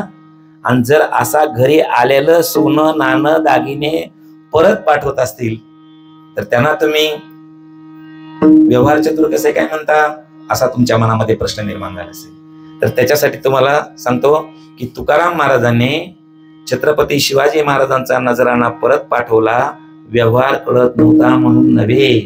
मग अनेक वर्ष परकीयांच्या गुलामगिरीमध्ये खितपत पडलेला या महाराष्ट्राला, या देशाला पहिल्यांदा असा स्वाभिमानी राजा मिळाला होता की ज्याने 18 पगड जातीच्या लोकांना एकत्र करून स्वतःचं राज्य निर्माण केलं होतं. आणि असं राज्य निर्माण केलेलं असताना त्याच्या राज्यातल्या मधल्या धनातून माझ्या घरामध्ये भाकर भाजी येण्यापेक्षा, माझ्या घरामध्ये ताट तांब्या येण्यापेक्षा, माझ्या घरातल्या अडचणी दूर होण्यापेक्षा या धनाची खरी जर गरज कुणाचा असेल ती स्वराज्याला गरज आहे. आणि म्हणून माझ्या राजाने या धनातून 4 घोडे घ्यावेत, 2 चांगल्या प्रकारचे शस्त्र घ्यावेत आणि शत्रूंचा मुकाबला करून या जनतेला, जे प्रजेला कनवाळू कृपाळू राजा मिळालेला आहे त्याच्या राज्याचा विस्तार व्हावा. म्हणून तुकाराम महाराजांनी धन परत पाठवलं, व्यवहार कळत नव्हता म्हणून नव्हे. तुम्ही म्हणाल महाराज बरोबर आहे, अनेक वर्ष हा महाराष्ट्र गुलामगिरीमध्ये खितपत पडलेला होता आणि त्या राजवटीच्या जाचाखाली चिरडलेल्या महाराष्ट्राला छत्रपती शिवाजी महाराजांना मुक्त केलं होतं आणि म्हणून तुकाराम महाराजांनी त्यांचा नजराणा परत पाठवला, हेही आम्ही समजून घेतो. मग आम्हाला सांगा बरं की धनाचं महत्व तुकाराम महाराजांना माहिती होतं, व्यवहार माहिती होता, असा एखादा अभंग आहे का? महाराज तुकाराम महाराजांच्या इतकं धनाचं महत्व कोणालाच कळालेलं नव्हतं. तुकाराम महाराज स्वतः सांगतात की तुम्हाला जर समाजात मान पाहिजे असेल, तुम्हाला जर घरात मान पाहिजे असेल, तुम्हाला जर राजकारणात मान पाहिजे असेल तर तुमच्याकडे धन असलं पाहिजे. कारण जगामध्ये जी किंमत आहे ती कुणाला आहे? धनवंता लागी सर्व मान्यता आहे जगी. आणि मग ही मान्यता कुठून आहे? समाजात तर आहेच, पण जाधव सर घरामध्ये सुद्धा जर आपण पाहिलं ना, 4 पोरं असतील, 4 पोरं एखाद्या बापाला 4 पोरं असतील, सगळ्यात मोठा आहे पण कामधंदाच काही करीत नाही, जेवतय, टीव्ही बघतय, मोबाईल बघतय आणि झोपतय. म्हणजे मोठा असला त्याला मान मिळायला पाहिजे का नाही? पण जाधव सर त्याला नाहीत मान देत. सगळ्यात धाकटय, गरिबी परिस्थिती आहे, पण त्याने हळूहळू टेलरिंगचं दुकान टाकलं, मग त्याच्याबरोबर कापड ठेवलं, मग खाली हाताखाली 4-5 कर्मचारी ठेवले, 4-5 शिवणारे ठेवले, मोठं दुकान झालं, गाडी घेऊन फिरू लागलं. कुठलं धाकट. सगळ्यावर प्रेम सारखं असतं, पण मोठा मुलगा जर दिसला नाही तर वडील म्हणतात, काय म्हणतात, अरे आपला गंग्या कसा सकाळपासून दिसलाच नाही. म्हणजे मोठा कोण झाला? गंग्या. आणि लहान जे मग गाडी घेऊन फिरते ना मोठी, ते जर दिसले नाही तर मग आई म्हणते, नानासाहेब कसे सकाळपासून दिसलेच नाही. म्हणजे गाडी घेणारे कोण झाले? नानासाहेब. आणि मोठा गंग्या. म्हणजे मान देण्याची प्रक्रिया आहे ना ती तुमच्या घरापासूनच सुरू होते. म्हणून तुकाराम महाराज म्हणतात, माता पिता बंधुजन सर्व मानिती वचन. कुणाचं? पैसेवाल्याचं. बहीण सुद्धा त्यालाच दादा म्हणते. कोणाला? जववरी मोठा धंदा तववरी बहीण म्हणे दादा. आणि आपल्या मंडळी सुद्धा आपल्याला तोपर्यंतच किंमत देतात. कुठपर्यंत? अलंकार भूषणे कांतालवे बहुमाने.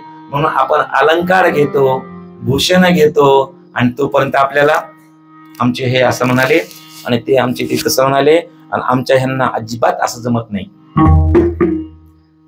तुम्हाला जर खरं प्रेम बघायचं असेल तर फक्त तुम्ही सक्रातीला साडी घेऊ नका. सक्रातीला साडी नाही घेतली की 2-4 भांडे शहीद होते. तर डायरेक्ट श्रद्धांजलीच व्हायची त्यांना. आणि हे मी नाही म्हणत, कोण म्हणतंय? तुकाराम महाराज म्हणतात. काय म्हणतात? अलंकार भूषणे कांतालवे बहुमाने. आणि म्हणून तुकाराम महाराज सांगतात, तुम्हाला जर जगात मान पाहिजे असेल, तुम्हाला जर राजकारणात मान पाहिजे असेल, तुम्हाला जर घरात मान पाहिजे असेल, नव्हे तुम्हाला जर कीर्तनात सुद्धा मान पाहिजे असेल, तर गाडी कशी? महाराज मी आळंदीत 1 वर्ष राहिलो, एकाही महाराजांची मी अशी चर्चा ऐकली नाही की तुकाराम महाराजांनी हा अभंग कोणत्या भावनेतून लिहिलेला आहे, ज्ञानेश्वर महाराजांच्या ओवीतला तो भाव काय प्रगट होतो. महाराज अशा चर्चा मला ऐकायला मिळाल्या नाहीत. मग त्या महाराजांनी कोणती गाडी घेतली, त्यांच्या घरामध्ये कोणतं कोणतं फर्निचर आलंय, हे असे आमचं चिंतन सध्या सुरू आहे. आणि अशी मोठी गाडी असणाऱ्या महाराज जर गाडी घेऊन आला, आम्हाला सप्ताह मोठा करायचा आहे, आणि मग मोठा महाराज आमच्याकडे पाठवा. आणि मग जो 70-80 हजार घेतो, 80 हजार घेतो, आम्ही लय सप्ताह महाराज केला, मोठा केला, आमका महाराज आणला, म्हणजे मान कुणाला आहे याच्यामध्ये सुद्धा. आणि म्हणून तुकाराम महाराज म्हणतात, तुम्हाला घरात मान पाहिजे असेल, तुम्हाला राजकारणात मान पाहिजे असेल, तुम्हाला संसारात मान पाहिजे असेल, तर तुकाराम महाराज सांगतात, धन जोडा आणि उत्तम व्यवहाराने जोडा.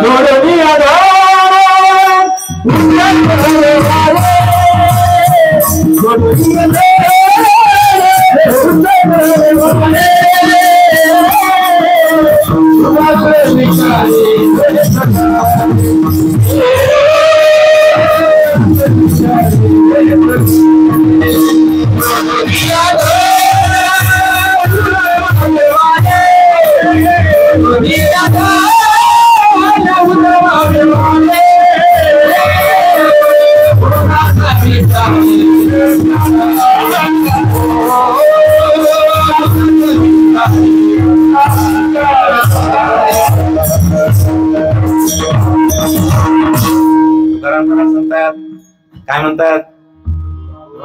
कमोनिया धन, कमोनिया नाही म्हणले का बरं? म्हणले कमोनिया का म्हटलं नसतील बरं? म्हणायचं ना कमोनिया धन असं म्हणायला पाहिजे होतं ना, नाही म्हणले. काय म्हणले? जोडून या म्हटलं. जोडून या का म्हटले असेल जादू सर? त्याचं कारण असं आहे, धन नुसतं कमवून उपयोगाचं नाही, ते जोडलं पाहिजे. मी मुंबईत राहतो आणि तिकडे सध्या तरुणांना IT सेंटरमध्ये, IT कंपन्यामध्ये मोठे मोठे पगार मिळतात. म्हणजे 25-26व्या वर्षी एखाद्याला 12-15 लाखाचं पॅकेज मिळतं. आणि मग यांचा पगार 1 तारखेला झाला की ते IT क्षेत्रातले मुलं 1 तारखेला पगार व्हायच्या अगोदरच पुढच्या रविवारचं प्लॅनिंग करतात. आणि त्यासाठी ग्रुप तयार होतो व्हॉट्सअपवर की पुढच्या रविवारी पुढच्या महिन्यामध्ये कुठे जायचं. आणि मग त्याच्यासाठी सगळेजण मिळून त्या व्हॉट्सअपवर चर्चा करून कुठे जायचं, कोणत्या तीर्थक्षेत्राला जायचं याचं ठिकाण निश्चित करतात. ते तीर्थक्षेत्र पंढरपूरला नसते, ते तीर्थक्षेत्र शिर्डीला नसते, ते तीर्थक्षेत्र कुठे असते? लोणाळा, खंडाळा. आणि मग त्याच्यावर ते वर्गणी गोळा करतात. आणि वर्गणी गोळा करायला सुद्धा आता एकामेकांकडे जायची गरज नाही, डायरेक्ट फोनवर पे करतात. आणि लगेच मग 1 तारखेला पगार झाला की संध्याकाळी 2-4 गाड्या करतात आणि गाड्या करून एखाद्या रिसॉर्टवर जातात. आणि त्या रिसॉर्टवर उतरून सकाळपासून ज्ञानेश्वरीचं पारायण करतात. तुकाराम महाराज गाथ्यांचं पारायण करतात, बरोबर आहे का? मग काय करतात?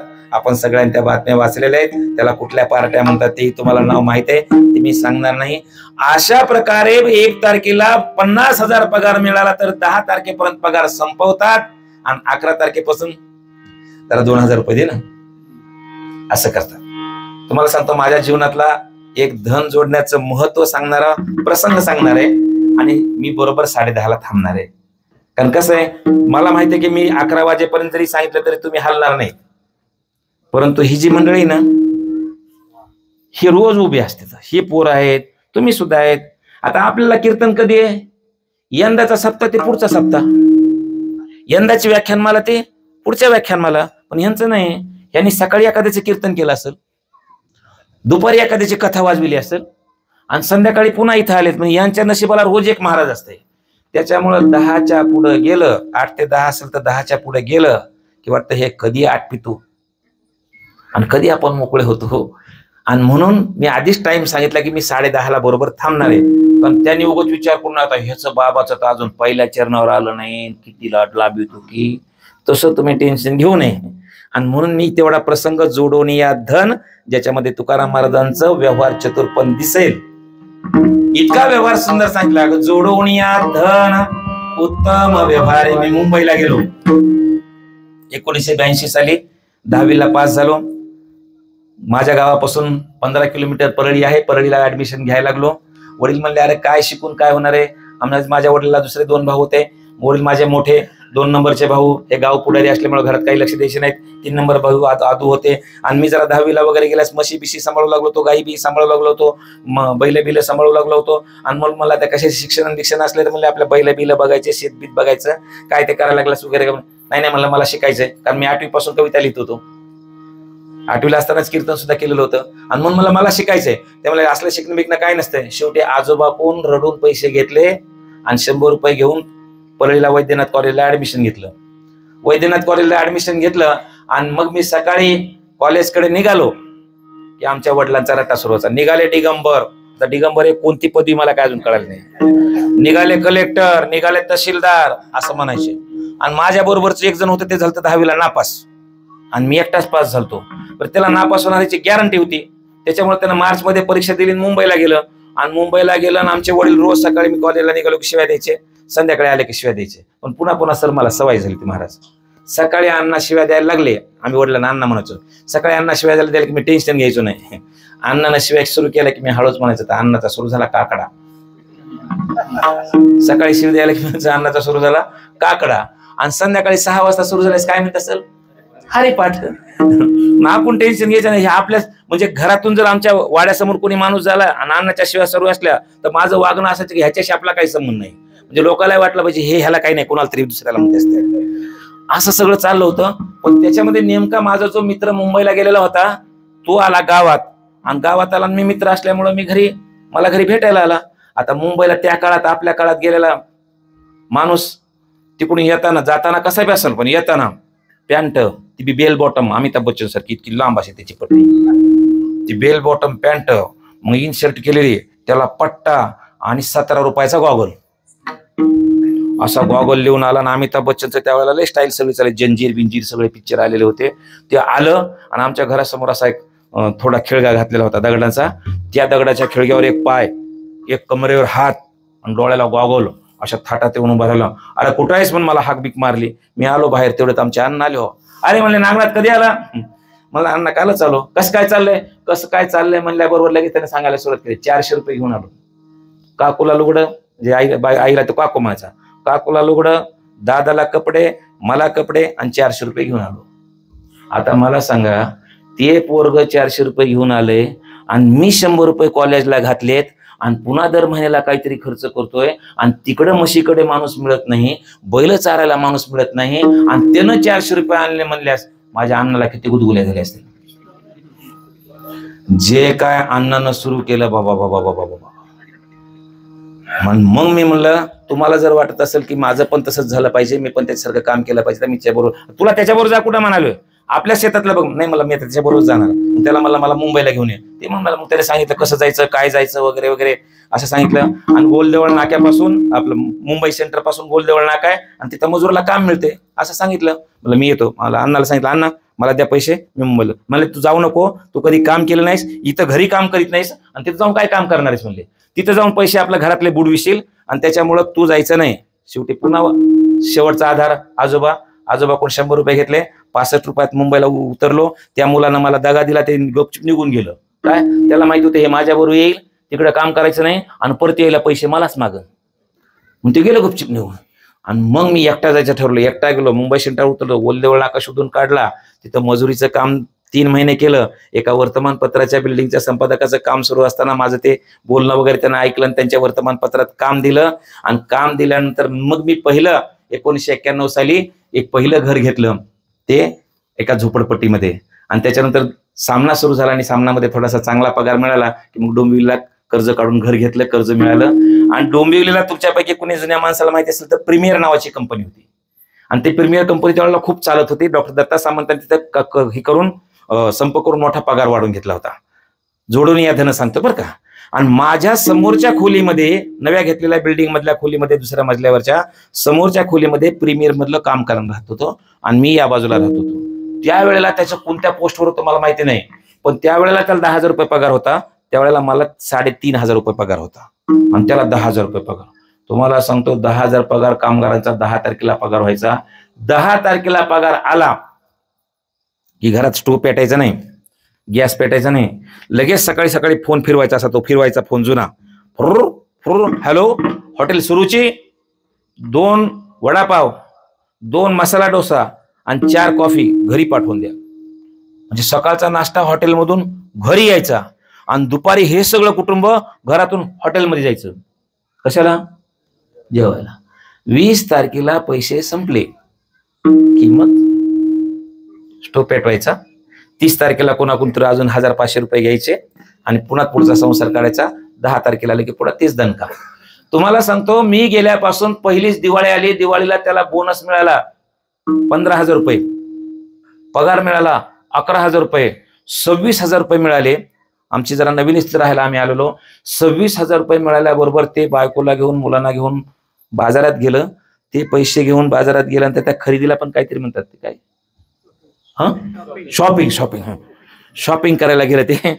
आणि ते शॉपिंग केल्यानंतर मग स्वतःला सफारी घेतला, बायकोला साडी घेतली, मुलाला कपडे घेतले. आणि उरलेल्या पैशामध्ये बायकोला 4 तोळ्याचं गंठल केलं, 2 तोळ्याचे झुमके केले आणि बाजारातून घरी आले. बाबा ते 4 तोळ्याचं गंठल, 5 तोळ्याचे झुमके, 1 तोळ्याचे झुमके, हे सगळं घेऊन ते घरी आले. नवरा खाली त्या रिक्षावाल्याचे पैसे देतो, तो पण बायको घरी. लगेच बेडरूम मध्ये गेले की जुनी साडून काढून टाकली की नवी आलेली साडी घातली की लगेच जुनं बेंटेक्स कानातलं ते काढून टाकलं की नवं सोन्याच्या कानामध्ये घातलं. गळ्यामध्ये जुनं बेंटेक्स होतं ते काढून टाकलं की सोन्याचं नवं गळ्यामध्ये घातलं. आणि 5 तोळ्याचं गंठल, 1 तोळ्याचे झुमके, नवी साडी त्या बाईनं घातली आणि जे दरवाजा लावला ते 3 दिवस बाहेर निघाले नाही. होईल का बरं असं? नवी साडी घातल्यास बाई घरात बांधून टाकली तर राहायची नाही ना. तिनं तुम्हाला सांगतो नवं गंठल, नवी साडी, नवे दागिने घातले आणि ह्या घरातून त्या घरात, त्या घरातून त्या घरात, त्या घरातून त्या घरात, काय काम नाही. तुमचे कुठे गेले, आमचे कुठे गेले, येणार होते, काय झालं वगैरे असं सुरू झालं. आणि बरं ते सगळीकडे फेरा फिरत होता तो, पण मला काही टेन्शन नव्हतं. पण फिरत फिरत फेरा आला आमच्या घरात. आता मला बघा, मला सांगा, तर स्त्रीचा स्वभाव आहे प्रत्येकाचा. तिच्या गळ्यातलं 5 तोळ्याचं गंठल, 2 तोळ्याचे झुमके आणि त्या काळात 1200ची साडी बघितल्यानंतर माझ्या बायकोला का गुदगुल्या झाल्या असेल का? वातावरण तंग झालं, पांढर शिपट. तुम्हाला सांगतो मी 5-5:30 वाजता त्या दिवशी ऑफिसवरून दिवस पाळी करून घरी आलो. दरवाजाची बेल वाजवली, दरवाजा उघडला गेला, बघतो तर वातावरण तंग, जशी काय कर्फ्यू लागली. पण मी पण पत्रकार असल्यामुळे जरा परिस्थिती जर तंग असेल तर कशी हाताळायची हे मला माहिती होतं. म्हणून मी जरा शांतपणे जरा बसलो. बघा एक सांगतो तुम्हाला आणि तुम्हाला सुद्धा की कोणत्या दिवशी इकडचं वातावरण जर तंग असलं तर तुम्ही ते शांतपणे हाताळलं पाहिजे. आणि तुम्हाला सांगतो इकडचं कधी जर गडबड झाली तर आपण शांतपणे राहिलं पाहिजे. आणि हे मी दुसऱ्याला सांगत असल्यामुळे मी जरा परिस्थिती शांतपणे जरा बघितली आणि मग हळूच विचारलं, म्हणलं काही तब्येत वगैरे बरी नाही का काय? ते म्हणले काय नाही.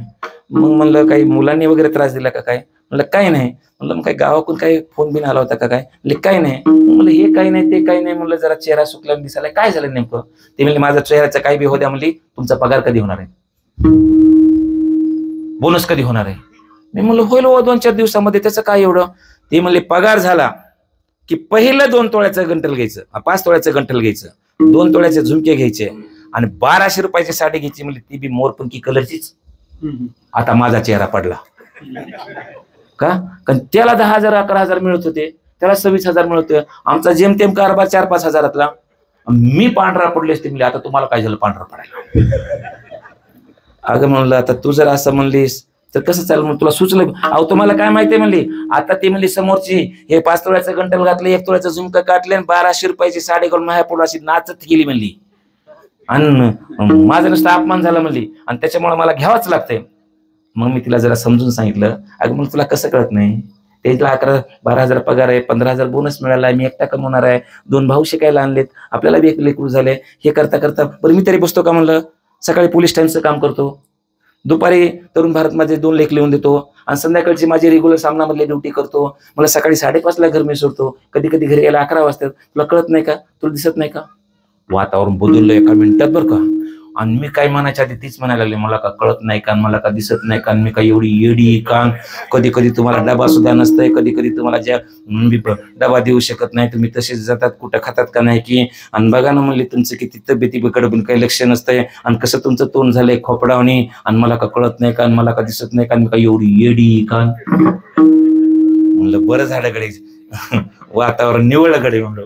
मग पुन्हा म्हणलं मग आता नग ना काही. ते म्हणले बाकी काही बी जाऊ द्या म्हणली, तेवढे झुमके घ्या म्हणले. बाई म्हणलं मी तुला झुमके तर कवाच घेणार नाही. म्हणले का? अगं म्हणलं तो बहिणीची घातली होती 3 दिवस तुझी मान हलवत होती अशी अशी. तुम्हाला सांगतो आमच्या दिवाळीचं वाटोळं झालं. करंजी नाही, लाडू नाही, शंकरपाळे नाही. आता पुढचं ऐका. 2 महिन्यानंतर ती प्रीमियर कंपनी बंद पडली. समोर येणाऱ्या घरामधला पगार बंद झाला. पहिल्या महिन्यामध्ये हातातल्या बांगड्या गेल्या, दुसऱ्या महिन्यामध्ये गळ्यातली नवऱ्याच्या चेन गेली, 7व्या महिन्यामध्ये ब्रेसलेट गेलं आणि 1 वर्षाच्या आत ज्या हॉटेलमधून सकाळी नाश्ता येत होता त्या हॉटेलमध्ये नवरा बशा विसरायला जाऊ लागला आणि ही बाई दुसऱ्याच्या घरी भांडे घासायला जाऊ लागली. कशामुळे? तुकाराम महाराजांचा व्यवहार ऐकला नाही म्हणून. काय व्यवहार आहे? जोडोनिया धन. आता पुढचं फार अजून महत्वाचं आहे बरं का. जोडोनिया धन. तुकाराम महाराज म्हणले धन जोडा, पण कसं जोडा म्हणले?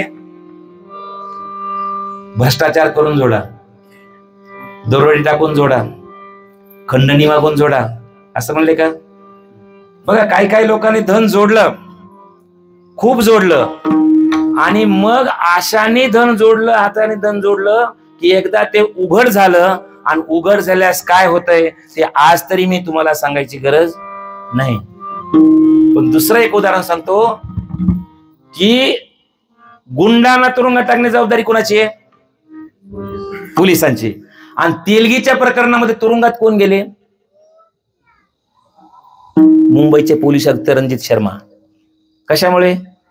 धन जोडलं, पण तेलगी स्टॅम्प घोटाळ्यामध्ये त्यांनी भ्रष्टाचार केला आणि तो भ्रष्टाचार उघड झाल्यामुळे ज्यांच्यावर गुंडांना तुरुंग टाकण्याची जबाबदारी आहे त्यांना तुरुंगात जावं लागलं. म्हणून तुकाराम महाराज म्हणले धन जोडा, पण कसं जोडा?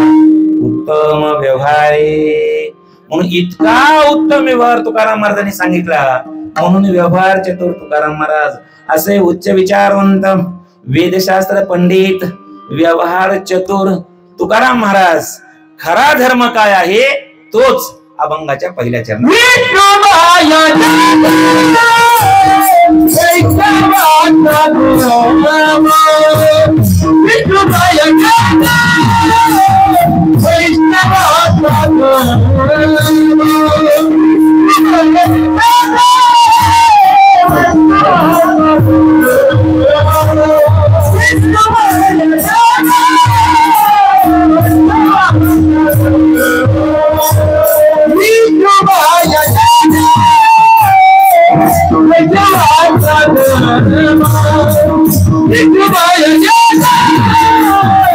It's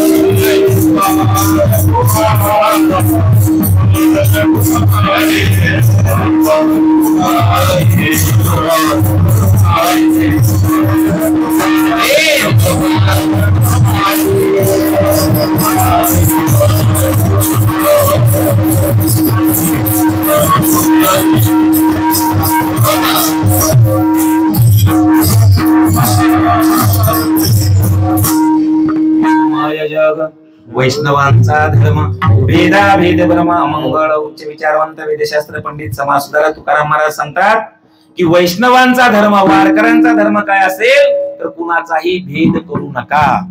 एक तुम्हाला महाराज असल्यामुळे पूजा सांगणार आहे आणि ती पूजा तुम्ही करावी रोज. ती जर केलं तर माझं कीर्तनाला सार्थ झालं समजेल. ती पूजा सुद्धा माझी नाही तर तुकाराम महाराज याच अभंगाच्या 3ऱ्या चरणामध्ये सांगतात. काय सांगतात? कोणाही जीवाचा नघडो वर्म सर्वेश्वर पूजनाचे. आज आम्हाला प्रत्येकाला धर्मयुद्ध केलं पाहिजे, धर्मासाठी लढलं पाहिजे. धर्मासाठी तुम्ही लढला नाही तर धर्म तुम्हाला वाचवणार नाही, धर्म वाचला नाही तर अमक तमक होईल. अशा प्रकारचं आम्हाला सांगितलं जातंय. पण अशा वेळेला तुकाराम महाराज सांगतात की असं कुणाचाही जातीवरून, कुणाचाही धर्मावरून, कुणाचाही स्त्री आहे की पुरुष म्हणून भेदभाव न करणं हीच खरी विष्णू वैष्णवांची पूजा आहे. कारण तुकाराम महाराज कोणाही जीवाचा नघडो मत्सर, आणि हे तंत्र आहे म्हणतात. कशाच तंत्र आहे? पूजेचं तंत्र आहे. कुणाच्या पूजेचं तंत्र आहे? सर्वेश्वर. सर इथे विठ्ठल नाही म्हटलं, इथे महादेव नाही म्हटलं, इथे अल्ला नाही म्हटलं, इथे येशू नाही म्हटलं, इथे बुद्ध नाही म्हटलं. तर काय म्हटलंय की ज्याचा जो ईश्वर असेल त्याच्या ईश्वराच्या पूजेचं वर्म काय असेल तर कोणाही जीवाचा नघडो मत्सर, कोणत्याही जीवाचा मत्सर न करणं हीच खरी पूजा आहे. आणि म्हणून आपल्या सर्वांना मी कीर्तन संपवत असताना एक विनंती करेल. आजपासून कोणाचाही जातीवरून, आजपासून कोणाचाही धर्मावरून, आजपासून कोणाचाही पंथावरून, आजपासून कोणाचाही स्त्री आहे किंवा पुरुष आहे म्हणून भेदभाव करू नका. एवढं केलं तर माझं कीर्तन सार्थ झालं समजेल. पण तुम्ही म्हणाल महाराज तुम्हीच आता सांगितलं की कसा धर्मावरून भेदभाव केलेला जातो आहे. सध्या कशा प्रकारचा जाती जातीवरून भेदभाव त्या ठिकाणी वाढलेला आहे. जातीयतेचा, धर्मांधतेचा, अंधश्रद्धेचा एवढा वणवा पेटलेला असताना आम्ही एकटे जर समतेचा मंत्र घेऊन निघालो तर त्याचा काय परिणाम होईल असा तुमच्या मनामध्ये एक नकारात्मक भाव निर्माण होईल. त्यासाठी चिमण्याची 1 मिनिटाची गोष्ट सांगून सांगणार आहे.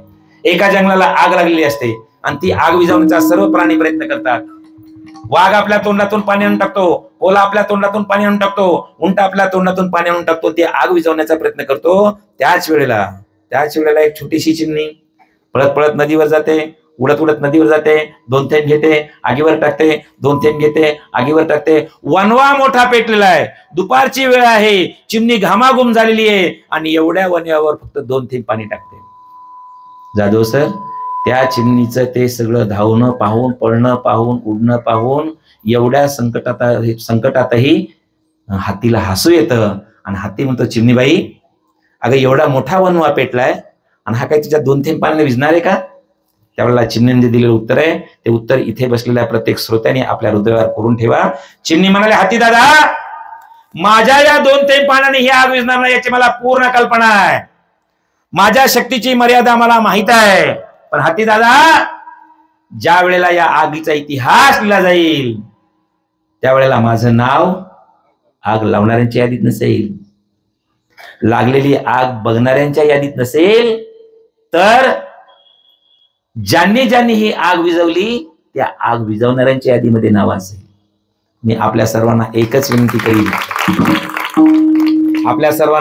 विनंती करील की इथून जाताना आपण प्रत्येक जण एकच संकल्प करा की ज्या वेळेला या निलंग्याचा इतिहास लिहिला जाईल, ज्या वेळेला या लातूर जिल्ह्याचा इतिहास लिहिला जाईल आणि ज्या वेळेला या भारताचा इतिहास लिहिला जाईल त्यावेळेला माझं नाव धर्मांधता पसरवण्याच्या यादीत नसेल, माझं नाव अंधश्रद्धा पसरवणाऱ्याच्या यादीत नसेल, माझं नाव स्त्रियांचा द्वेष करणाऱ्यांच्या यादीत नसेल, तर या देशाला मजबूत करण्यासाठी ज्या ज्या महापुरुषांनी प्रयत्न केले त्या महापुरुषांच्या यादीत शेवटचं तरी नाव आपलं राहावं असा आपण संकल्प करावा, अशा प्रकारची अपेक्षा करतो. ज्ञानेश्वर